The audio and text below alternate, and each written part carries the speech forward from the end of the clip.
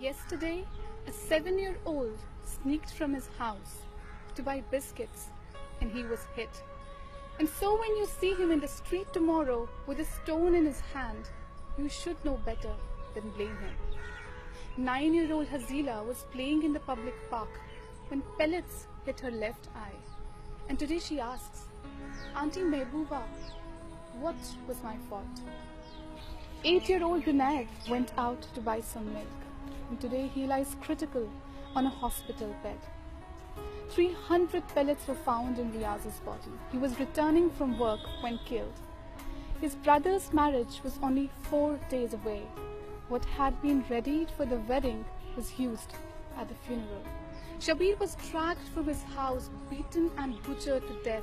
Insha was standing in her balcony when pellets hit her body, her eyes, leaving her blinded for life.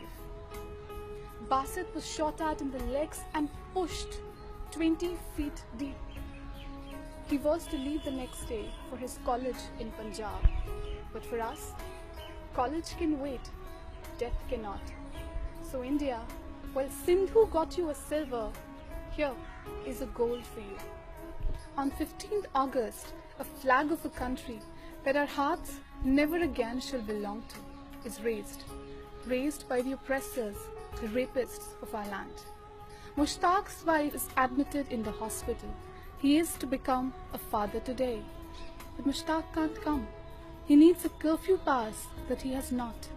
This baby shall be stories told of the day of his birth, when all lay shut and burnt and curfew lay imposed, and of the nation that was celebrating its independence and its silver, while with its sport in Kashmir, 6,000 successful targets, it had already won a gold.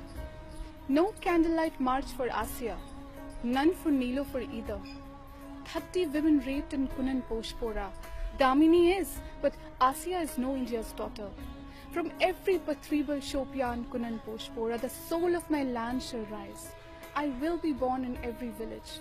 A sister was raped, a brother was harassed. In every street that a father has shouldered a coffin.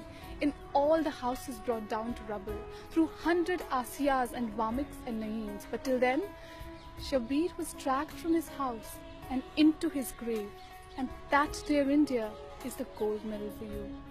When he held my father up by his collar and asked him to say Bharat Mata Ki Jai, never again did I rise for any anthem, not when in school we had the visiting PM. Never again shall we belong to you, not in spirit, not in identity. But today, a 1-year-old has become a target of your gun, and that, dear India, is the gold medal for you. Room denied, double frisk at every airport.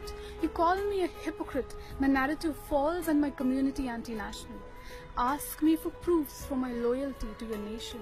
I tried raising myself up as not an anti-Indian, and you made sure I constantly ended up feeling one. Kashmir is yours and Kashmiris are not. That's 7 lakh troops you need to maintain the integral part, and that, dear India, is the unspoken referendum of Kashmiris. You claim to be the world's biggest democracy, and the promise of your first PM remains unfulfilled. You rape our land and stand tall in our dead. 32,000 widows, 97,000 orphans, 6,000 unmarked graves in Kashmir, and that, dear India, is the gold medal for you. I don't know what you need to be to stand up against this, to stand up against a war crime for integrity, for humanity, to stand up against an armed man with a pellet gun in his hand, to stand by a 5-year-old's pellet-ridden body. Dear Indians, I know you can hear me. Death shall silence us all, but before we die, we're alive. 72 killed, 6,000 injured, 100 blinded, and when shall we hear from you?